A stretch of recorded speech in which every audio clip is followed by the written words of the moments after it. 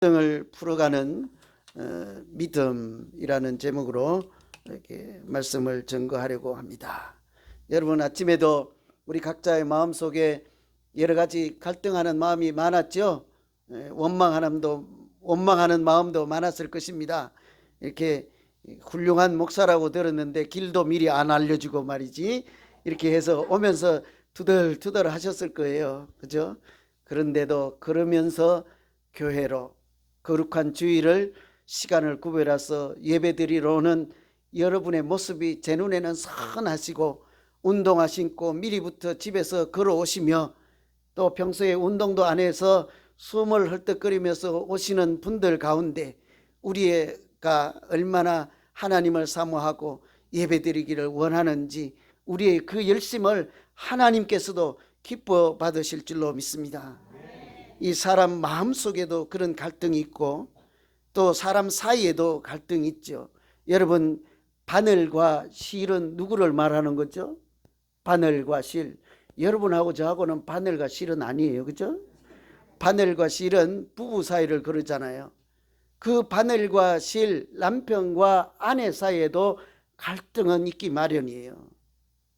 그렇게 한쪽이 없으면 아무 쓸모없는 것이 바늘과 실이잖아요. 뭐 혹간 체하면 찔러서 피나게 하는데도 쓰긴 합니다만, 바늘이 그 용도가 아니잖아요. 실을 같이 이렇게 연결해서 옷을 만들고 그러는 것이 바늘과 실, 부부 사이에도 크기에도 갈등은 있습니다. 여러분, 눈에 넣어도 아프지 않는 사람 있잖아요. 목사님 그러면 안 돼요. 이상하게 봐요, 다른 사람이. 눈에 넣어도 아프지 않는 사람 누구를 얘기해요? 부모가 자식을 사랑하는 마음을 그렇게 표현하잖아요. 그럼에도 불구하고 눈에 넣어도 아프지 않는 그런 사이라는데, 엄마, 딸, 아버지하고 자식 사이에도 갈등이 있다고요. 없어야 되는데 있다고요. 저는 갈등이 크게 3개나 있어요. 3명이니까. 하나만 있었으면 그냥 풀고 말았을 텐데, 하나 풀고 휴 하니까 또 하나 생기고, 2개 풀어서 이제 졸업해야지 하니까 또 하나 생겼어요. 기대하기는 이제 손자 낳아서 손자하고 할아버지하고 갈등이 없었으면 좋겠어요. 근데 여러분, 있을까요, 없을까요? 할머니 아마존이라고 하면 안 돼, 애머존이라고 해야 된다면서, 손주들이. 그죠?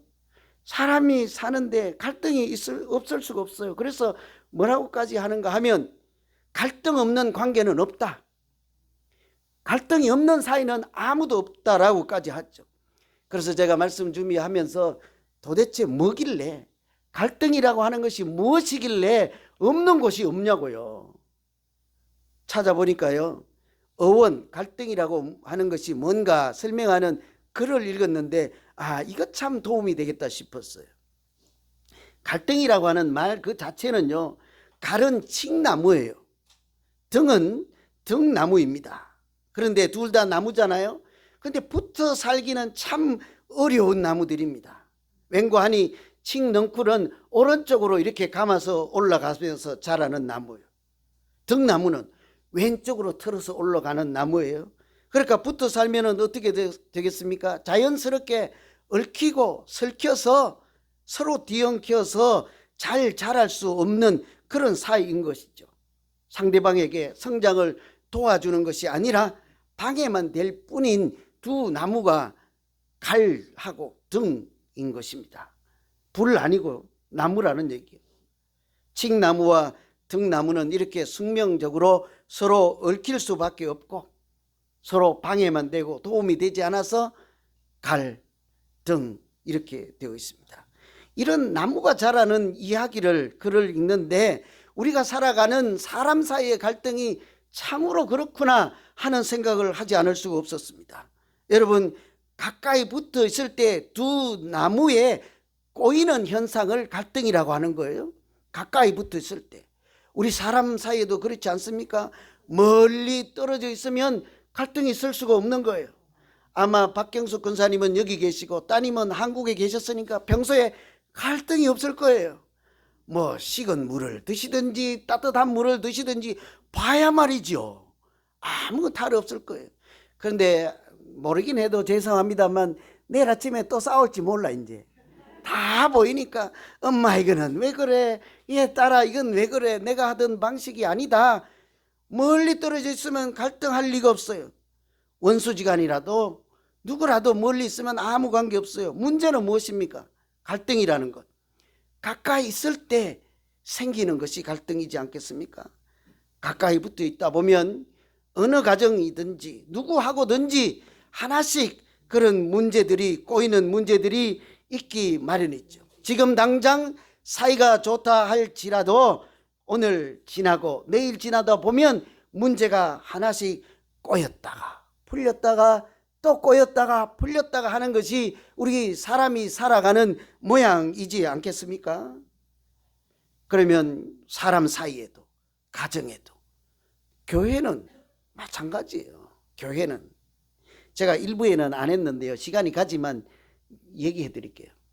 시간이 많이 갈까 해서 빼버렸는데 여러분 표정을 보니까 해드릴게요. 버스에서 두 사람이요 싸움이 붙었어요. 아주 박터지게 치고 받고 막 싸웠어요. 이제 열심히 싸웠어요. 다음 정거장에 와서 한 사람이 내렸어. 버스 문이 이제 닫힐 점, 이 사람이 다 내려서 계단 다 내려 뒤돌아보더니요 한마디 쏴 붙였어요. 뭐라고 했는지 아세요? 여기가 교회인 줄 아세요? 웃는 사람은 알아들은 거예요. 싸움박질하는 제일 유명한 곳이 어디라고요? 갈등이 제일 많은 곳이 어디라고요? 교회라고요. 저는 거기다 한 개 더 붙여야 돼요. 어디 더 하실래요? 갈등이 많은 곳. 교회를 일본으로. 이 세상 사람들이 웃으면서 하는 말인데 우리가 그런 소리는 안 들어야 되겠잖아요. 그죠? 우리 집 마찬가지예요. 집. 그렇게 좋아한다고 해서 몇 년을 따라다니고 결혼을 해놓고는 이튿날부터 갈등이 지금까지 안 풀리고 있는 가정들. 집. 여러분, 우리가 믿는 사람으로서 이런 갈등을 잘 해결해서 믿는 사람답게 하나님이 기뻐하는 사람으로 어떻게 살아갈 수 있을까? 이게 믿음의 고민이죠. 이 갈등 말씀드리는 이유는 오늘 우리가 읽은 본문의 말씀이 사도 바울이 1차 선교 여행을 얼마나 잘 하고 돌아왔습니까? 자기 파송교회에 돌아왔는데 시간이 얼마 가지 않아서 그 교회에도, 참 의미심장하는 말씀이에요. 그 교회에도, 무슨 교회입니까? 사도 바울이 담임 목사로 있는 그 교회에도 갈등이 있었다고요. 그러니까 우리 교회에 갈등이 있으면 제가 못나서 갈등이 있다 그러지 마세요. 사도 바울이 담임 목사 있는 교회에도 갈등이 있다니까요. 그러니까 저같이 못난 사람이 목회하는 갈등이 얼마나 많겠습니까? 그죠? 그 교회에 갈등이 생긴 거예요. 한 사람은 할례를 받아야 구원이 있다 하고, 한 사람은 믿음으로 은혜로 우리가 구원을 받습니다 하고, 이게 싸움박질이 난 거예요. 이런 상황에서 우리가 그 문제를 풀어갈 만한 그런 믿음, 그 문제를 풀어갈 만한 능력 있는 믿음으로 살기 위해서 어찌해야 할까? 이게 우리 고민인 거예요. 갈등 집에 있거들랑, 내 마음속에 갈등이 있거들랑 그냥 보내지 말고 고민하고 기도하셔야 하나님이 풀어주실 줄 믿습니다. 그냥 두면 안 돼요. 그래서 첫 번째 우리가 생각한 것은 갈등이 일어날수록 더욱더 자꾸 만나야 합니다. 갈등은 만나야 풀리죠. 갈등은 피하는 것이 아니라 해결해야 하는 것이다. 그렇게 얘기해요. 심리학이나 갈등에 관련된 책 읽어보세요. 이 문구는 꼭 있습니다. 갈등은 피하는 것이 아니라 해결하는 것이다. 왜 그래요? 갈등을 싸우기 싫고 시끄러운 것이 싫다고 해서, 특히 저 같은 사람, 전 싸움을 아주 싫어하거든요. 저를 싸움꾼으로 생각하는 분 계세요? 정말 싫어요. 저는 정말 싫어요. 우리 어머니 아버지는 1년에 한 번 싸워요. 제가 어릴 때 보면 아니면 2번 싸워요. 그런데도 저는 그것이 얼마나 싫었는지 몰라. 근데 제가 장가가면 나는 절대로 안 싸우고 1년에 한 번도 안 싸운다. 맨날 싸워. 맨날. 부모만한 자식이 없는 거예요. 갈등은 피하는 것이 아니라 해결하는 것이다. 웬고하니 싸우기 싫다고 자꾸 피하기만 하면 한쪽은요, 참고 피하는 사람은 속으로 마음이 문드러지고 마음이 다 썩어서 사실은 소리 없이 죽어갈 수밖에 없는 것이 갈등을 피할 때 나타나는 현상이거든요. 그러니까 좀 피가 나고 시끄러워도 간혹 접시가 하나 깨져도요, 싸워서 갈등을 풀고 가는 것이 오히려 좋습니다. 오늘 집에 가서 싸우지 마세요. 잘 푸는 요령을 배워야 하는 것이죠. 능력의 차이, 믿음의 차이, 우리가 그리스도인이라고 하는 것은 그것을 어떻게 푸느냐 달라지는 거예요. 접시 던지면 안 믿는 사람이지요. 그렇게 푸는 것이 아닙니다. 어떻게 해요? 갈등이 생길수록 자꾸 만나야 돼요. 오늘 2절에 보시면 형제들이 이 문제에 대해서 바울과 바나바와 그 외 몇 사람을 예루살렘에 있는 사도와 장로들에게 보내기로 작정하니라 그랬죠. 문제가 생겼는데 사람들을 만나기 위해서 대표를 뽑아서 보낸다고요. 가서 만나보라는 거죠. 6절에도 보면 그렇게 말씀합니다. 사도와 장로들이 이 일을 의논하기 위해서 모였다. 예루살렘에 찾아갔더니 거기서도요, 내 생각은 이렇으니 이렇게 하시오라고 답하지 않고 사람들이 다 모인 거예요. 갈등을 푸는 방법은 모여서 같이 답을 찾아가는 과정, 그것이 갈등을 풀어가는 믿음 생활이죠. 갈등이 깊어가는 경우 대부분은요, 혼자 하기 때문이에요. 혼자 생각을 하는 거예요. 저 사람을 혼자 내 생각으로, 내 판단으로, 내 안경으로 보고 자꾸 소설을 쓰고 정죄를 하고 자기 혼자 생각하니까 자기 생각이 다 맞는 거예요. 상대방은 전혀 딴 생각을 하고 다른 행동을 했는데 내가 쓰는 소설에는 그분이 주인공이 되는 거죠. 오해는 점점 깊어가고 그러다 보면 갈등이 점점 더 커지게 되지 않겠습니까? 그래서 문제가 생기면 먼저는 자꾸 만나려고 해요. 오늘 사도 바울과 이 바나바는 갈등이 생기니까 자기 교회에서만 해결하지 않고 저 예루살렘에까지 가서 사람을 만나고 그렇게 갈등을 풀어가려고 하잖아요. 그런데 조금만 생각해 보면 교회에 문제가 생겼다고 해서 예루살렘에게까지 가는 것은 쉽지 않은 거예요. 웬고하니 이 사도 바울이 있는 교회에 할례를 받아야 구원을 얻습니다 하고 사도 바울과 다른 주장을 하는 사람들이 왔잖아요. 그 사람들이 어디서 왔게요? 예루살렘에서 온 사람들이거든요. 그런 생각을 하는 사람들이 다 모여있는 곳이 예루살렘이라는 거예요. 거기는 전부 할례 받은 유대인들이 있는 곳이니까요. 거기는 전부 할례 받은 사람들이 예수님의 사도 제자들이라고 모여서 그 믿음 생활하는 그 본거지에 이 사도 바울이 찾아가는 거죠. 쉽지 않은 일이잖아요. 가면 무시당할 거예요. 가면 똑같은 소리 얼마든지 들을 수 있을 거예요. 할례 받지 않으면 다 소용이 없습니다. 그런 이야기를 들을 가능성이 충분히 있는 그곳으로 갈등을 해결하기 위해서 호랑이 굴에 들어가는 것이라 할 수 있지 않겠습니까? 일반적으로 그냥 심리학, 이 성경과 관련 없이 믿음 생활 관련 없이 심리학에서도 갈등을 풀어갈 때 제일 처음으로 내세우는 원칙이요, 관계와 문제를 분리하라입니다. 잘 들어보세요. 사람과 문제를 분리하라. 그래야 갈등을 풀어갈 수 있습니다. 문제가 생기면요, 그 문제가 아주 작을지라도 우리는 자꾸 문제에 집중하지 않고 사람을 봐요. 일단 조금 문제가 생기면 그 사람부터 미워. 그래서 두 번 다시 꼴도 보기 싫어. 안 만나요. 풀릴 리가 없지요. 그런데 반대로 문제가 생기면 사람 미운 감정 이런 건 놔두고 문제가 뭐지?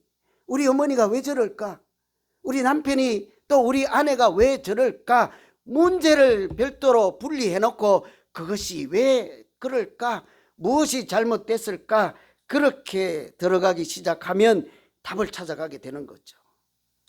그래서 우리가 갈등이 생기면요, 자꾸 사람에게 집중하지 말고 그 사람을 싫어하지 말고 안 만나려고 그냥 멀리 피하지만 말고 그 갈등의 문제가 되는 그 본질로 자꾸 들어가서 해결하기 위해서 먼저는 사람을 만나야 돼요.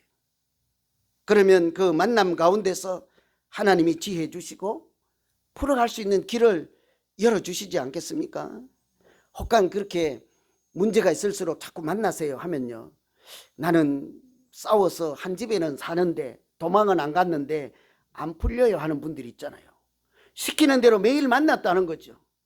여러분, 몸이 같이 있는다고 만나는 것입니까? 여기서 갈등을 풀기 위해서 만난다는 것은 마음을 연다는 소리예요.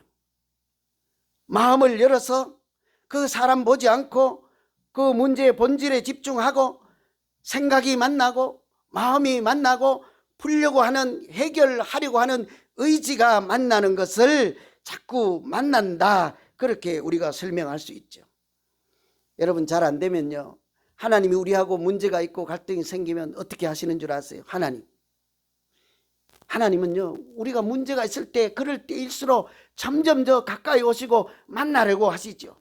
문제가 있을 때마다 나에게로 돌아오라, 내게로 속히 나오라, 이렇게 말씀하시면서, 여러분, 수고하고 무거운 짐진 자들아 뭐래요? 그 다음에 다 내게로 오라.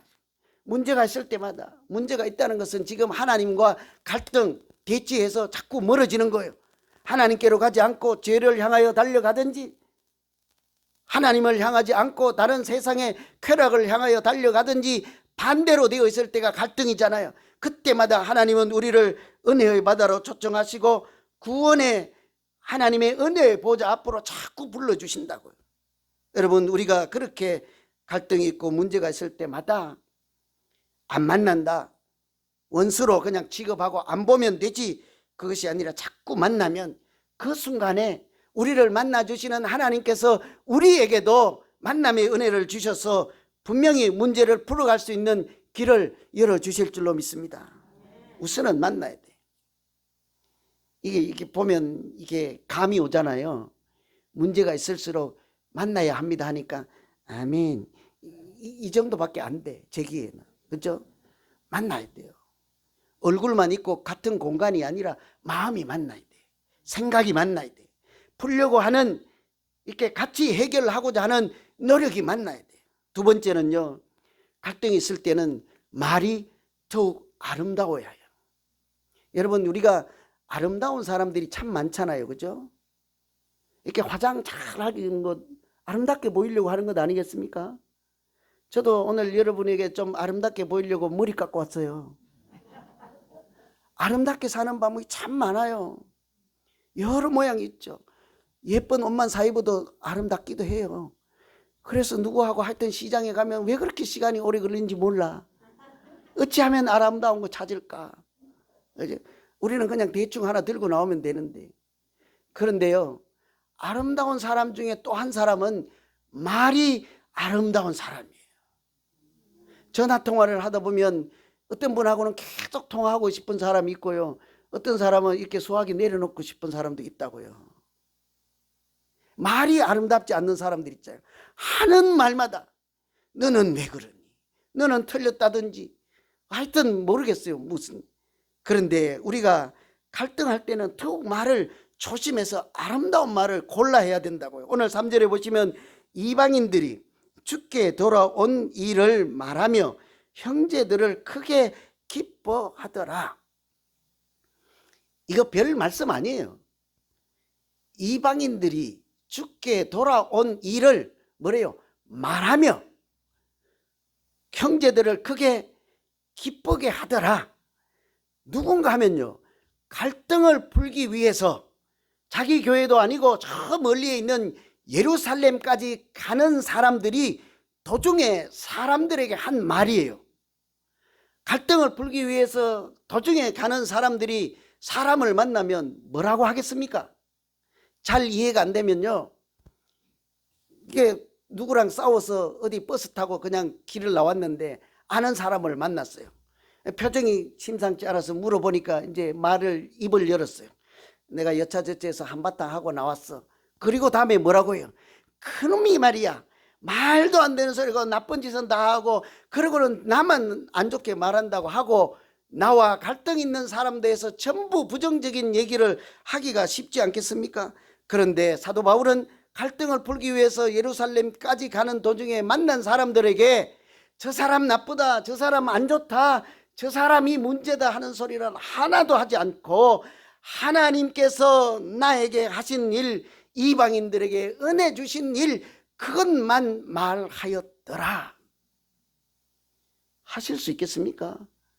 부부싸움 하고 나서 문제가 잘 안 풀리면 그 사람이 어떻다고 말하지 말고 그 사람과 나 사이에 하나님께서 무슨 은혜를 주시고 무슨 일을 했는지를 자기에게 말해 보시고, 혹시 같이 더불어 말할 수 있는 사람이 있으면 그 사람에게 우리 미운 집사람을 통해서 나에게 주신 은혜를 한번 말해 보세요. 1분 내로 울지 않겠습니까? 여러분, 우리가 그렇게 사람들을 통해서 하나님이 주신 은혜 때문에 오늘 이 자리에 살아남아서 여전히 하나님을 찬송하는 믿음의 사람으로 살고 있는 것 아니겠어요? 4절에도 보시면 예루살렘에 이르러 교회와 사도와 장로들에게 영접을 받고 하나님이 자기들과 함께 계셔 행하신 모든 일을 말하며, 이것은요, 예루살렘에 도착해서도 거기 가서 뭐라고 하겠습니까? 당신들과 같이 믿음 생활을 하다가 이사 와서 우리 안디옥 교회에 와서 온 사람들 때문에 우리 교회가 지금 풍지박산이 났습니다. 되지도 않는 그런 교리를 가르쳐서 교회가 지금 분란이 일어났으니 이 사람들 제발 앞으로는 보내지 말고 여기 온 사람들도 당신 친구들이니 다 다시 데려가 주시오. 이런 소리를 해야 될 거 아니에요. 그런데 그 예루살렘에 가서도 저 사람들이 나쁘고 우리는 옳습니다 이런 얘기는 한마디도 하지 않고 우리 가운데 하나님이 계셨고 하나님이 우리에게 이런 일들을 하셨습니다, 이 얘기밖에 안 하는 거예요. 제가 이 장면을 보면서요, 일주일 내내 고민을 좀 했어요. 아름다운 말을 해야 되는 것은 틀림없는데 뭐가 아름다운 말일까요? 우리가 해야 되는 아름다운 말 다 하기를 바라시잖아요. 뭐가 아름다운 말이에요? 그 제일 먼저 들은 것이 저는 서울말이. 여러분, 서울말을 하면 아름다울까요?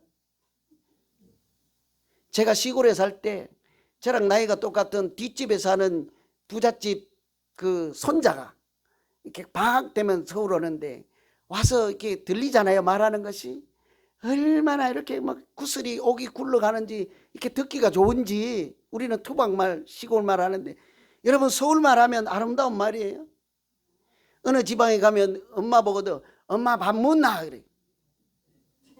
그러면 서울말로 하면 어머니 진지 드세요 하면 아름다운 말이죠. 공손해 보이니까. 근데 그 말을 하는, 그 말을 담은 마음의 그릇은 몰라요.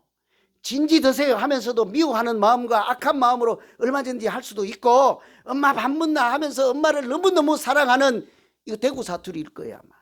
그죠? 그 사람들의 아름다운 말일 수도 있는 거예요. 뭐가 우리가 해야 되는 아름다운 말일까요? 제가 내린 결론은요, 내용이 아름다워야 말이 아름답습니다. 아무리 올라갑니다 하고 내려갑니다 하고 이래봐야 그러면 엘리베이터 그 사람들이 하면 아름다운 말이에요? 서울 사람이 하면 아름다운 말이에요? 그러면 잘생기고 목소리가 깨꼬리 같은 성우가 하는 말은 다 아름다운 말이에요? 아니에요. 음성이 아주 어떻든지 간에 그 하는 말의 내용이 아름다우면 그 말이 그 자체가 아름답게 들리지 않겠습니까? 아무리 고운 말로 해도 내용이 듣고 보니 비난하는 말이에요. 아무리 점잖게 하는 말을 해도 정말 학식이 박식이 남아도는 그런 표현과 그런 태도로 말을 해도 내용이 듣고 보니 내 욕하는 말이에요. 아름다운 말이 될 수가 없는 거예요. 그렇다고 하면 갈등이 있을 때 아름다운 말은요, 상대방에게 자극하는 말 하지 않는 것입니다. 상대방의 기름에 불 붙이는 말 하지 않는 거예요. 갈등이 있을 때는 내가 너 꼭 이겨 먹어야지 그런 생각이 드는 말은 안 하는 것입니다. 그래야 말이 아름답기 시작하죠. 반대로 배려하고 이해하는 말하고 공감하는 말을 하면 말이 투박하고 표현이 서툴러도 상대방에게는 아름다운 말로 들리지 않겠습니까? 상대방 입장을 바꾸어서 말하기 시작하는 거예요. 그래서 이 믿음 성경과 관련 없이도요, 갈등이 있을 때 두 번째 원칙은 상대방의 입장을 이해하라예요. 이해한 다음 말해야 되는 것입니다. 그래도 우리 싸울 때는, 갈등이 있을 때는 이해 안 돼요. 아니요, 이해 못 해요. 아니요, 이해 안 할 거예요. 그죠? 싸우는 중에 왜 해요? 안 하고 말지. 안 해요. 그래도 그 사람과 싸우지 말고요. 그 사람 싸우지 말고 그 사람 통해서, 또는 우리 가정에, 우리 교회에, 우리 모두에게 하나님이 무슨 일을 하셨는지를 돌아보고 그것을 집중하면 아름다운 말을 얼마든지 할 수가 있는 것입니다. 예루살렘에 가서 싸운 이야기 하지 않아요. 우리에게 하나님이 이런 일을 했습니다, 그 말을 할 때 모든 사람들을 기쁘게 하는 말이 되었잖아요. 그 말을 했더니 모든 사람들이 모여서 이 일을 어찌하면 좋을까 하고 우리 교회를 위해서 그 예루살렘의 수많은 사도들이 다 한자리에 모여서 기도하며 문제를 같이 풀어가는 것 아니겠습니까? 하나님은 우리가 하는 말을 통해서 역사하시는 하나님이신 줄로 믿습니다. 진짜예요. 정말이에요. 요즘 텔레비전에 보면 뭐 하다가 진짜로 뭐 추천해주고 싶습니다 할 때 저는 그 진짜로가 그렇게 마음이 쿵 울려요. 여러분, 하나님은 우리가 하는 말을 통해서 역사하시는 하나님이십니다. 말 잘 하셔야 돼요. 안 믿겨지는 그런 듯한 표정인데요. 여러분, 그러면요, 찾아보세요. 성경에 너희 말이 내 귀에 들린 대로 내가 행하리라. 민수기에 있는 말씀이에요. 너희 말이 내 귀에 들린 대로 내가 행하리라. 하나님은 우리의 말을 듣고 계신다고요. 싸움 중에 하는 말도 듣고 계시고, 하나님 사랑하는 한다 하는 말도 듣고 계시고, 아무도 보지 않는 순간 나 혼자 하는 말도 하나님이 듣고 계시고, 내가 나를 미워하는 소리만 하면 그 말도 다 듣고 계셔서 들린 대로 역사하시는 분이 하나님이시지 않겠습니까? 그러면요, 갈등하고 문제가 풀리지 않을 때 말이 잘 안 나오면 그 사람 보지 말고 그 사람에게 하신 하나님의 일을 보라고 했잖아요. 우리 모두 사랑에 빚진 자들 아닙니까? 그죠? 제가 어느 날 그냥 좀 죄송하지만 우리 집 이야기를 또 할게요. 허락 안 받은 이야기니까 안 보이면 그냥 혼나서 집에 갔다고 그런 생각하시고, 이게 싸울 때가 있지요. 아직 뭐 젊었으니까. 그런데 간혹 사랑에 빚진 자라는 생각을 한 일이 있어요. 최근 일은 아니고. 그러니까 저 양반을 통해서도 하나님이 나에게 하신 일이 틀림없이 있을 거야. 저 양반을 통해서도 하나님이 나에게 하신 말씀이 있고 주신 은혜가 있을 거야. 내가 저 사람 통해서도 사랑에 빚진 자라는 생각을 하는 순간 더 이상 싸울 수가 없는 것 아니겠어요? 여러분, 우리는 서로 사랑에 빚진 자들이지 않겠습니까? 저는 여러분에게 사랑의 빚을 아주 많이 진 사람이요, 평생 갚을 수 없는 그냥 빚쟁이요. 저는 여러분에게 빚쟁이요. 그래서 제가 목회를 안 하고 어디 가려고 해도 못 가. 빚 갚아야 갈 거 아니에요. 평생 갚아야 갈 거 아니에요. 사람들은 저보고 그만하라고 그래요.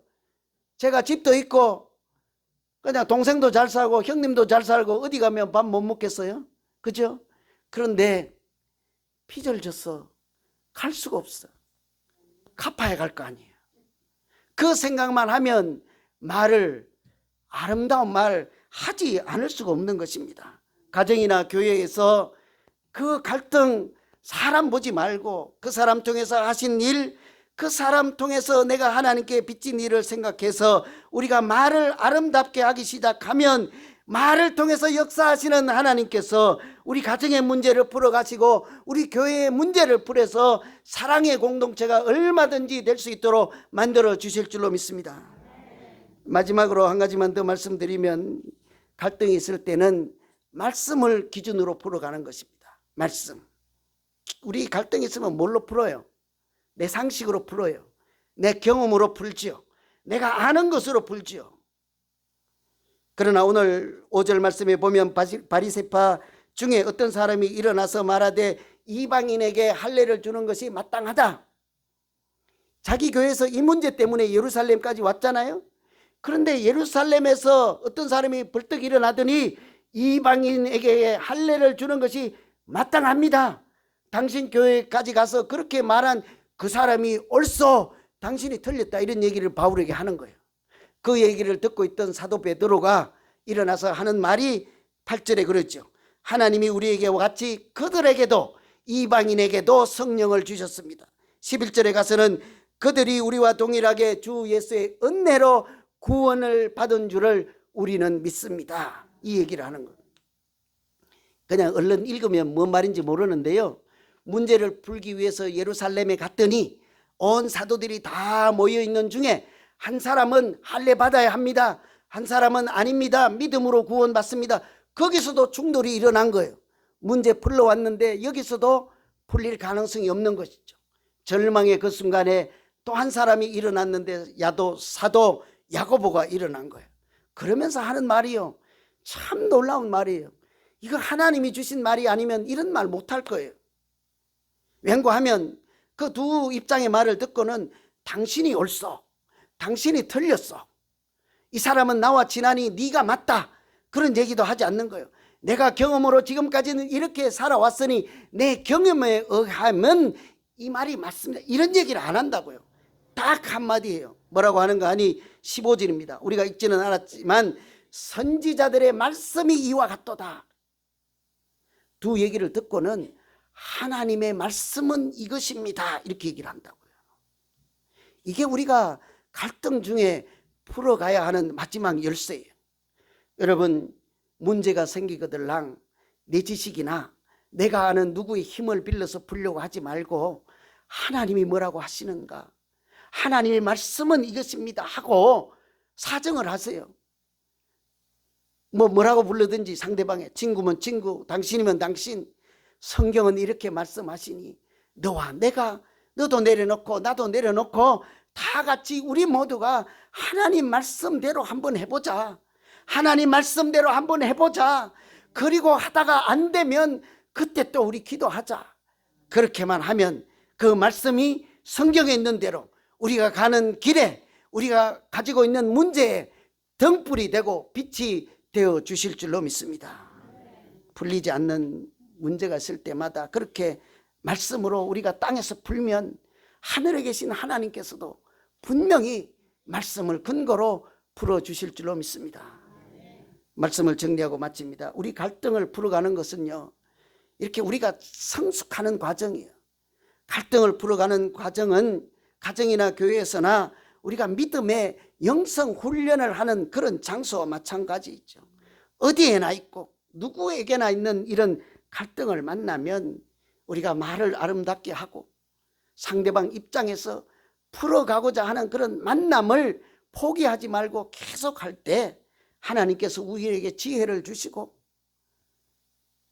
땅에서 열심히 풀면 풀릴 것 같지 않지만 언젠가는 하늘에서 풀어서 이 땅에 우리 가정의, 교회의 평화의 공동체, 사랑의 공동체로 믿음 있는, 능력 있는 믿음으로 살아가는 우리 모두 되게 하실 줄로 믿습니다.